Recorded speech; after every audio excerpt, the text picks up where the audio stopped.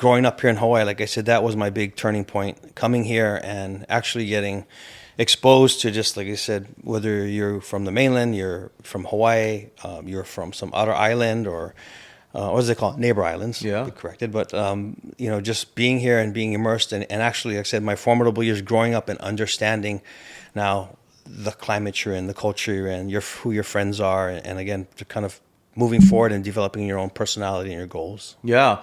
For me, I don't know if you share the same, but for me, one thing about Hawaii, what it did for me, again, formative years as well, and Hawaii never left me. Like, it's almost like I left Hawaii, but never left the culture in my heart. I remember Brother Iz says, you may not be Hawaiian by blood, but you're Hawaiian at heart. And I feel like though I embrace being Puerto Rican, I have stickers. I'm the guy that has stickers in Puerto Rico, all that. But, because of just living here, I think it enhanced my ability of appreciating culture, right? And so Hawaii never left. Even I took it to Texas, where we moved, and 27 years in Texas, and just never left. So like the fact that I was able to come back with my family, right, and now I've been here 6 years, Hawaii just never left, and there's just something beautiful about Hawaii. Do you feel the same? And that's exactly kind of my punchline here. I think growing up the way I did in a military family, and you can ask any military kid, that's where they're from. They can tell you where their mom is from, their dad is from, but they don't generally have roots anywhere unless it's connected back to their parents. So I think that's one of the things when I moved to Hawaii, and the people that influenced me, the culture, the coaches, the teachers, just your neighborhood.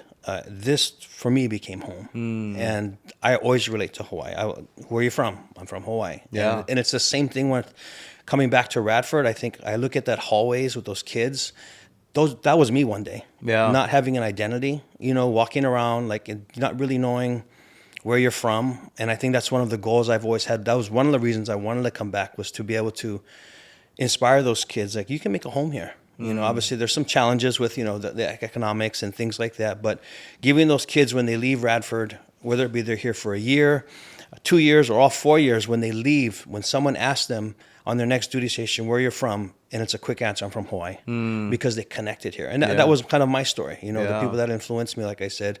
And I think, just being so geographically isolated from the mainland and your family, like you don't have the luxuries of going to your auntie's house or your uncle's house or seeing your grandparents every day. So you actually develop that here with the people you meet. And obviously we know the culture, auntie, uncle, and things like that. And and that was me. I totally took it in. And when I left here after I graduated, I had a just yearning to come back to this place, because this was my home now, and I didn't want to start somewhere new again.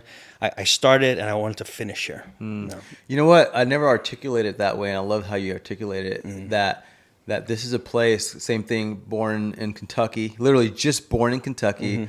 We lived in Tennessee, so we drove to the hospital I was born in, and we drove back, right?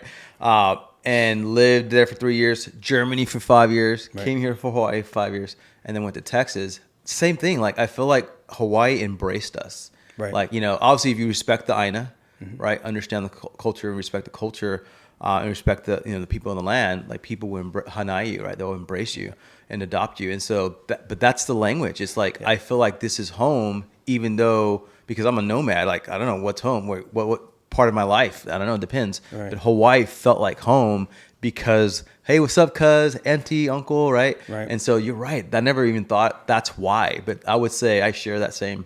Yeah, I think we all have this similar journey. I think, like you said, the key word is hanai. Like I said, people from the love of their heart took us in, and tried to look out for us, gave us the best chances to succeed.